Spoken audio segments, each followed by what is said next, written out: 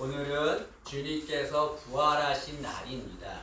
그럼 기독교가 타 종교와 다른 것이 있습니다. 그게 뭐냐면 타 종교의 창시자는 다 죽음으로 끝났다는 거죠. 그러나 주님은 부활하셨습니다. 유교의 공자나 이슬람의 마호메트, 불교의 석가모니 다 죽음으로 끝났습니다. 그러나 주님은 죽으셨다가 3일 만에 다시 부활하셨습니다. 오늘은 그 주님이 부활하신 날입니다. 이 시간에는 우리는 주님이 부활하신 것, 그것에 대해서 생각을 해보고자 합니다. 첫째는 주님이 부활하신 것은 역사적인 사실이라는 거죠. 여러분, 주님은 확실하게 부활하셨습니다. 그러나 많은 사람들은 주님이 부활하신 것을 믿지 않습니다. 그들은 이렇게 주장합니다. 사람들이 주님의 환상을 보고서 주님이 부활했다고 믿는 것이다 라고 주장합니다. 그 당시에 주님을 사랑하는 사람들이 있었는데 그들이 주님을 너무나 사랑해서 주님의 환상을 본 거예요. 그리고 주님이 부활했다 라고 믿었다고 주장하는 거죠. 여러분, 잘못된 겁니다. 여러분, 만약에 부활하신 주님을 한두 명이 봤다면 환상을 봤다고 할 수 있겠죠. 그러나 많은 사람들이, 수백 명의 사람들이 부활하신 주님을 봤다면 그것은 주님은 실제적으로 부활하신 것입니다. 오늘 본문의 5절부터 8절 보면 사도 바울은 주님께서 게바에게 나타나 보이셨다라고 말합니다. 게바는 베드로입니다. 그리고 12 제자에게 보이셨다고 말하고 또 500여 형제에게 보이셨다고 말합니다. 야고보에게 보이셨다고 말하고 또 자기 자신에게도 예수님이 보이셨다라고 말합니다. 여러분, 이 많은 사람들은 각기 다른 장소에서 부활하신 주님을 만났습니다. 이렇게 많은 사람들이 다른 장소에서 부활하신 주님을 만났다고 하는 것은 주님은 실제적으로 부활하셨다는 것을 말하는 거죠. 특히 바울은 어떤 자입니까? 그런 주님을 믿지 않는 자였습니다. 그리고 주님 믿는 자를 핍박하는 악한 자였습니다. 그런 자가 직접 고백하는 거죠. 내가 부활하신 주님을 만났습니다 라고 고백합니다. 이것은 주님이 부활하신 것은 사실이라는 것을 말하는 거죠. 때문에 부활하신 주님을 본 것은 환상이라고 말하는 것은 잘못된 겁니다. 또 주님의 부활을 믿지 않는 자들은 제자들이 주님이 부활했다고 거짓말한 것이다 라고 말합니다. 이것도 맞지 않습니다. 여러분, 제자들은 다 순교를 당했습니다. 그들이 순교당한 이유가 무엇이냐면 주님이 부활했습니다 라고 증거하고 전도했기 때문에 그렇습니다. 만약 제자들이 주님이 부활했습니다 라고 전하지 않았다면 그들은 순교를 당하지 않았겠죠. 편하게 살았겠죠. 그러나 주님이 부활하신 것이 확실한 사실이기 때문에 그들은 죽을 줄 알면서도 복음을 전한 겁니다. 때문에 주의 제자들이 주님이 부활했다고 말한 것은 거짓이다라고 하는 것은 잘못된 거죠. 또 주님을 믿지 않는 자들은 제자들이 주님을 무덤에서 탈출시키고 부활했다고 주장하는 거짓말하는 것이다라고 말합니다. 이것도 맞지 않습니다. 여러분, 제자들이 주님을 무덤에서 탈출시키는 것은 불가능합니다. 왜냐하면 유대인들은 무덤이 어디냐면 굴이에요. 시신을 굴에다 집어넣고 앞에 큰 입구를 큰 돌로 막습니다. 그 돌 무게가 1톤가량 됩니다. 예수님도 그렇게 된 거죠. 죽어서 무덤에 장사되었고 앞에 1톤이 되는 돌로 입구를 막았습니다. 그리고 로마에서는 예수님이 부활한다는 소식이 들리자 그거를 막기 위해서 16명이 되는 경비들을 그 주님 무덤을 지키게 했습니다. 이런 상황에서 제자들이 주님을 무덤에서 탈출시킨다는 것은 불가능합니다. 더군다나 제자들이 어떤 자들입니까? 주님이 십자가 달릴 때 무서워서 도망간 겁쟁이들입니다. 그런 겁쟁이들이 대범하게 주님을 무덤에서 탈출시킨다는 것은 맞지 않습니다. 때문에 주님을 무덤에서 탈출시켜서 부활했다고 거짓말했다는 것은 맞지 않는 거죠. 또 주님의 부활을 믿지 않는 자들은 주님이 죽은 것이 아니다, 주님이 기절했다가 깨어난 것을 부활했다고 말한 것이다 라고 주장합니다. 이것도 맞지 않습니다. 여러분, 주님은 십자가에서 고문을 당하셨습니다. 이 당시 십자가 고문은 너무나 잔인해서 이 고문을 받고 살아난 사람은 한 명도 없습니다. 그리고 십자가의 고문을 받을 때 목숨이 조금이라도 붙어 있으면 그 목숨이 끊어질 때까지 십자가의 고문을 당합니다. 때문에 주님께서 그 십자가에서 기절했다라고 하는 것은 불가능한 거죠. 더군다나 예수님이 십자가에 달릴 때 한 군사가 창으로 예수님 옆구리에 찔렀습니다. 아래에서 예수님 옆구리에 찔렀다고 하는 것은 폐와 심장을 찔렀다는 것을 말하는 거죠. 폐와 심장이 찔렸는데도 기절했다? 그것은 불가능한 것입니다. 때문에 주님이 기절했다는 것은 맞지 않는 거죠. 이렇게 많은 사람들은 주님께서 부활하신 것이 역사적인 사실임에도 그것을 믿지 않습니다. 왜 그렇습니까? 그것은 부활을 자신들의 이성으로 생각하기 때문에 그렇습니다. 인간의 이성으로는 절대로 부활을 믿지 못합니다. 왜냐하면 부활은 인간의 이성을 뛰어넘는 사건이기 때문에 그렇습니다. 여러분, 예수님께서 부활하셨어요. 부활하시고 제자들에게 나타났는데 이런 생각해 보셨어요? 예수님 부활하셔서 빌라도에게 나타났거나 아니면 그 당시 종교 지도자들, 예수님을 죽이려고 했던 자들, 그런 자들에게 예수님이 부활해서 나타나면 어땠을까? 그러면 그들이 예수님 정말 부활했군요. 제가 잘못했습니다. 회개하고 예수님 믿지 않았을까? 그런 생각해 보지 않았습니까? 예수님은 그런데 빌라도에게 나타나지 않았어요. 종교 지도자들에게도 나타나지 않았습니다. 왜 그렇습니까? 주님이 그들에게 나타나도 그들은 주님이 부활하신 것을 믿지 않기 때문에 그렇습니다. 그들의 이성으로는 주님이 부활한다는 걸 믿지 않게 되는 거죠. 부활의 주님을 부활한다는 것, 인간이 부활한다는 것을 인간의 이성으로는 믿지 않습니다. 그래서 주님께서 그들에게 나타나도 그들이 믿지 않으니까 그들에게 나타나지 않는 거죠. 대신 제자들에게 나타난 겁니다. 여러분, 부활의 주님을 믿으려면 우리의 이성이 아닙니다. 신앙으로 받아들여야 됩니다. 그래야 주님께서 부활하신 것을 믿을 수 있는 거죠. 여러분, 주님이 부활하신 것은 역사적인 사실입니다. 그것을 우리 신앙으로 믿음으로 받아들이기를 진심으로 소망합니다. 우리가 또 주님이 부활하신 것에 대해서 생각할 것은 주님이 부활하신 것은 복음이라는 거죠. 오늘 말씀의 1절과 2절에 보면 사도 바울이 고린도 교회를 세웠는데 내가 고린도 교회를 세운 것은 내가 전한 복음 위에 이 교회를 세웠다라고 말합니다. 그리고 내가 전한 복음을 믿고 지킬 때 구원을 받는다라고 말합니다. 사도 바울은 내가 전한 복음으로 이 교회를 세웠고 그 복음을 믿을 때 구원을 받는다고 말합니다. 그러면 사도 바울이 전한 복음이 무엇입니까? 그것이 3절과 4절에 나옵니다. 3절과 4절 말씀을 한번 보시죠. 내가 받은 것을 먼저 너에게 전하였노니, 내가 받았다고 하는 것은 주님께 받은 것을 말합니다.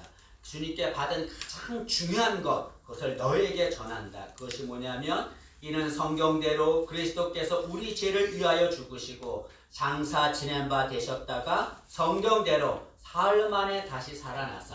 사도 바울이 전한 복음이 무엇이냐면 주님께서 죽으셨다가 다시 살아났다는 거죠. 이것은 주님께서 다시 살아나신 것, 부활하신 것은 복음이라는 것을 말합니다. 여러분, 주님이 부활하신 것은 복음입니다. 왜 주님이 부활하신 것이 복음입니까? 두 가지 이유 때문입니다. 하나는 주님이 부활하신 것은 우리의 구원자가 되신다는 증거이기 때문에 그렇습니다. 복음입니다. 여러분, 인류는 과학이 발전했습니다. 많은 것들이 발전했어요. 그래서 모든 걸 할 수 있습니다. 그러나 인간이 하지 못하는, 해결하지 못하는 것이 딱 하나 있습니다. 그것이 뭐냐면 죽음의 문제입니다. 아무리 좋은 약을 많이 먹어도, 아무리 의료 기술이 아무리 발전해도 인간은 다 죽게 됩니다. 누구도 죽음을 이기지 못하고 인간은 다 죽음으로 끝나죠. 그런데 주님께서 부활하셨습니다. 이것은 주님은 죽음을 이기신 구원자라는 것을 말하는 거죠. 아무도 부활하지 못해요. 그러나 주님이 부활하셨습니다. 그것은 주님은 구원자라는 것을 말합니다. 주님이 부활하셨다고 하는 것은 내가 구원자라는 것을 온 세계에 선포하신 사건입니다. 인도의 성자로 불렸던 썬다싱은 힌두교인입니다. 그런데 그는 개종해서 주님을 믿는 신앙이 되었습니다. 어떤 사람이 묻습니다. 당신은 힌두교인인데 어떻게 주님을 믿게 되었습니까? 썬다싱은 대답합니다. 주님이 부활하셨기 때문입니다. 여러분, 썬다싱은 주님이 부활하셔서 죽음을 이기신 구원자임을 알고 그걸 믿은 거죠. 그래서 자신이 믿는 신을 버리고 주님을 믿게 된 겁니다. 여러분, 이처럼 주님이 부활하신 것은 우리의 구원자가 되시는 증거입니다. 때문에 주님이 부활하신 것은 복음인 거죠. 또 주님이 부활하신 것이 왜 복음입니까? 그것은 우리도 주님처럼 부활할 것이기 때문에 복음입니다. 오늘 20절 말씀 읽지 않았지만 20절 말씀을 한번 보시죠. 20절 말씀 보시면 그러나 이제 그리스도께서 죽은 자 가운데서 다시 살아나사 잠자는 자들의 첫 열매가 되셨도다. 예수님께서 부활하신 예수님이 죽은 자들의 첫 열매가 잠자는 자는 죽은 자를 말하죠. 죽은 자들의 첫 열매가 되셨다라고 말합니다. 이것은 예수님이 부활의 첫 열매가 되셨다는 것을 말합니다. 여러분 주님이 부활의 첫 열매가 되셨다는 것은 무슨 말입니까? 여러분 나무의 첫 열매가 열리면 그 나무에서는 그 열매와 똑같은 것들이 계속해서 나게 됩니다.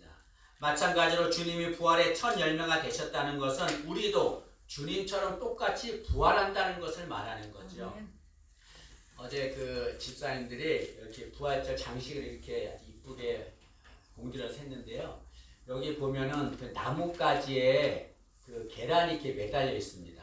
똑같은 계란들이 이렇게 매달려 있어요. 근데 여러분 맨 앞에 계란이 매달려 있는데 저게 첫 열매입니다. 첫 열매가 열리자 그 뒤에 똑같은 열매들이 계속 열리는 거예요. 마찬가지로 주님께서 부활하자 부활의 첫 열매가 되셔서 우리도 똑같이 주님처럼 이렇게 부활하게 되는 겁니다. 그래서 주님께서 부활하신 것이 복음인 거죠. 여러분 우리는 부활하게 됩니다. 언제 부활합니까? 우리는 주님이 재림하실 때 부활합니다. 주님이 재림하시면 무덤 속에 죽은 자들이 먼저 부활하고 산 자들이 부활할 것입니다. 그런데 우리는 부활할 때 그냥 부활하는 것이 아니라 이전 몸이 아니라 신령한 몸으로 부활하게 됩니다. 우리 44절 말씀을 한번 보시죠. 44절 말씀 보시면 육의 몸으로 심고 신령한 몸으로 다시 살아나나니 신령한 몸으로 다시 살아난다는 건 신령한 몸으로 부활한다는 것을 말하는 거죠. 여러분 이 세상에 살 때 우리 상처받은 몸이 있습니다. 질병으로 있는 몸이 있습니다. 이런 몸들 부활할 때는 이런 몸이 아니라 신령한 몸으로 부활하게 되는 거죠. 여러분 신령한 몸으로 부활한다는 것 그것이 무슨 말입니까? 신령한 몸으로 부활한다. 그것은 천국에 들어가기 합당한 몸으로 된다는 것을 말합니다. 여러분 부활할 때는 우리 성도만 부활하지 않아요. 불신자들도 부활합니다. 성도나 불신자나 다 부활해요. 그러나 차이가 있습니다. 성도는 신령한 몸으로 부활해서 주님과 함께 천국에 들어갑니다. 그래서 생명의 부활이라고 말합니다. 그러나 불신자는 그들도 부활하지만 그들은 심판을 받습니다. 그리고 지옥으로 가게 되죠. 그래서 불신자의 부활은 심판의 부활이라고 말합니다. 우리는 부활할 때 심판받지 않습니다. 우리는 신령한 몸으로 부활해서 천국에 들어갑니다. 근데 여러분 한 가지 이제 생각할 것이 있어요. 신령한 몸이 돼야 천국에 들어갈 수 있는데 지금 죽어서 천국에 있는 자들이 있지 않습니까? 그들은 어떻게 천국에 있을 수 있습니까? 그들은 아직 신령한 몸으로 부활하지 않았는데 어떻게 천국에 들어갈 수 있습니까? 들어가서 거기서 안식을 누리고 있습니까? 지금 천국에 있는 자들은 인간의 영원히 천국에 있는 겁니다. 신령한 몸이 아니라 영원히 천국에 있는 거죠. 언젠가 주님이 재림하십니다. 주님이 재림하실 때 우리 몸은 신령한 몸으로 부활합니다. 그때 우리 신령한 몸으로 부활된 우리 몸은 영혼과 결합해서 천국에 들어가 영원히 살게 되는 거죠. 여러분 주님은 다시 오십니다. 그때 우리는 신령한 몸으로 부활하게 되는 거죠. 그래서 주님이 부활하신 것은 우리도 주님처럼 부활할 것이기 때문에 주님이 부활하신 것은 복음입니다. 아멘. 여러분 이것을 기억하십시오. 우리는 이 세상 이 모습으로 끝나지 않습니다. 주님 다시 오실 때 우리 신령한 몸으로 부활할 것입니다. 또 그 주님이 부활하신 것에 대해서 우리가 생각할 것은 우리는 부활의 신앙을 가져야 한다는 거죠. 오늘 읽지 않았지만 58절 말씀 한번 보실까요? 58절 말씀 보시면 그러므로 내 사랑하는 형제들아 견실하며 흔들리지 말고 항상 주의 일에 더욱 힘쓰는 자들이 되라. 사도 바울은 고린도 교회 성도들에게 견실하며 흔들리지 말고 주의 일에 힘쓰는 자가 되라고 권면합니다. 이것은 사도 바울은 지금 15장에서 부활에 대해서 계속 설명을 합니다. 그리고 마지막 결론으로 말하는 거죠. 내가 이렇게 부활에 대해서 얘기했는데 너희들이 행할 것은 무엇이냐면 흔들리지 말고 견실함으로 주의 일에 힘쓰는 자가 되라. 흔들리지 말라는 것은 부활의 신앙을 갖고 흔들리지 말고 신앙생활 하라는 것을 말씀하는 거죠. 여러분 우리는 부활의 신앙을 갖고 살아야 합니다. 부활의 신앙을 갖고 있어야 온전한 신앙생활을 할 수가 있고 온전히 주님을 믿을 수가 있습니다. 여러분 부활의 신앙을 가져야 억지로가 아니라 기쁨으로 주님을 믿을 수 있습니다. 그리고 부활의 신앙을 가져야 부활하신 주님을 바라볼 수 있습니다. 또 부활의 신앙을 가지면 우리도 주님처럼 부활할 것이기 때문에 이 세상에서 당하는 환난과 어려움 얼마든지 이길 수 있습니다. 죽음도 두려워하지 않게 됩니다. 어떤 상황에서도 감사하게 되고 사랑하는 마음을 갖게 되는 거죠. 사도 바울 우리에게 말합니다. 주께서 이렇게 부활하신 것처럼 너희들도 절대로 흔들리지 말고 전신한 마음을 가지고서 부활의 신앙을 가지고서 살라고 말합니다. 그런 마음으로 신앙생활하라고 말하고 있습니다. 여러분 초기 신앙인들은 예수님을 믿는다는 이유로 박해를 받았습니다. 그들은 그 박해를 피해서 카타콤이라고 하는 지하 공동묘지에서 예배를 드렸습니다. 그들은 그 힘든 상황에서 예배를 드리면서 이렇게 외쳤습니다. 예수께서 부활하셨습니다. 진실로 부활하셨습니다. 여러분 한번 따라해 보시죠. 예수께서 부활하셨습니다. 예수께서 부활하셨습니다. 진실로 부활하셨습니다. 진실로 부활하셨습니다. 여러분 지하 공동묘지에서 정말 힘들고 어려운 상황에서 그들은 주님께서 부활하셨고 우리도 부활할 것이라고 하는 부활의 신앙을 가지고 예배를 드렸습니다. 그들은 부활의 신앙을 가졌기 때문에 그 박해 속에서도 온전한 신앙생활을 할 수가 있습니다. 여러분 우리도 온전한 신앙생활, 주님 기뻐하는 믿음의 사람이 되려면 부활 신앙을 가져야 합니다. 그래야 온전한 신앙생활을 할 수가 있는 거죠. 근데 여러분 우리는 부활 신앙을 갖고 살아야 되는데 부활 신앙을 갖기 위해서도 해야 할 것이 있습니다. 그것이 뭐냐면 예배를 잘 드리는 것입니다. 그 중에서 특히 주일 예배를 잘 드려야 돼요. 왜냐하면 주님이 언제 부활하셨습니까? 주님은 주일에 부활하셨기 때문입니다. 여러분 주님은 안식구 첫날에 부활했습니다. 안식구 첫날은 주일이에요. 주님은 주일에 부활하셨습니다. 여러분 성탄절은 12월 25일입니다. 그래서 매년마다 성탄절은 날짜가 똑같아요. 근데 부활절은 매년마다 날짜가 다릅니다. 작년에는 4월 9일이 부활주일이었습니다. 올해는 3월 31일이 부활주일입니다. 왜 이렇게 해마다 부활주일 날짜가 다릅니까? 그것은 부활절을 정하는 방식 때문에 그렇습니다. 부활절을 어떻게 정하냐면 춘분이 지나고 만월이 지난 첫 주를 부활절로 정합니다. 그래서 이것 때문에 해마다 부활절 날짜가 다릅니다. 그럼 이런 생각할 수 있잖아요. 성탄절처럼 12월 25일 성탄절처럼 부활절도 날짜를 정해서 부활절을 드리면 편하지 않은가. 계산해가지고 뭐 춘분 지나고 언제가 춘분이고 만월이 언제고 막 생각해서 그렇게 하면 귀찮은데 그냥 편하게 날짜를 정해서 부활주일을 드리면 편하지 않는가라고 생각할 수 있습니다. 그러나 그렇게 하자는 이유가 있습니다. 그것이 뭐냐면 주님이 부활하신 주일에 맞추려고 했기 때문에 그렇습니다. 여러분 주님은 주일에 부활하셨습니다. 때문에 부활절은 반드시 주일이 되어야 합니다. 근데 날짜를 정해서 부활절을 지키면 주일이 아닌 날에도 부활절이 되는 거죠. 그러면 부활절의 의미가 사라지고 맙니다. 주님이 부활하신 주일에 맞추기 위해서 부활절 날짜를 정하지 않은 거죠. 그래서 춘분이 지나고 만월이 지난 모든 것들이 다 새롭게 솟아나는 새롭게 부활하는 그 날에 부활절을 정하게 된 것입니다. 때문에 우리는 이 주님께서 부활하신 주일 그 날을 기념하면서 주일 예배를 잘 드려야 합니다. 그래야 부활의 신앙을 갖게 되는 거죠. 그러니까 우리 모두 주일 예배를 잘 드려서 주일 예배뿐 아니라 모든 예배에 충실하게 드려서 부활의 신앙 갖기를 진심으로 소망합니다. 오랫동안 신앙생활 했는데도 마음이 힘들 때가 있습니다. 마음에 기쁨이 없어요. 찬양을 해도 마음에 기쁨이 없습니다. 우울함이 생기고 두려움이 생깁니다. 왜 그럴까요? 부활의 신앙이 없기 때문에 그렇습니다. 그리고 예수님은 십자가에 죽으시고 무덤에 3일 동안 있었습니다. 아무것도 없는 최절망의 상태 아닙니까? 3일이 지나자 예수님이 부활했습니다. 우리도 지금 힘들고 어려운 상황에 있어도 주님이 부활하신 것처럼 부활할 것입니다. 3일만 기다리면 됩니다. 부활할 것입니다. 그 부활의 소망을 갖고 살기를 바랍니다. 힘들고 어려워도 이것 끝 절대로 아닙니다. 반드시 부활의 은혜가 있습니다. 그 부활의 신앙을 갖는 우리 되기를 진심으로 소망합니다. 말씀을 마치겠습니다.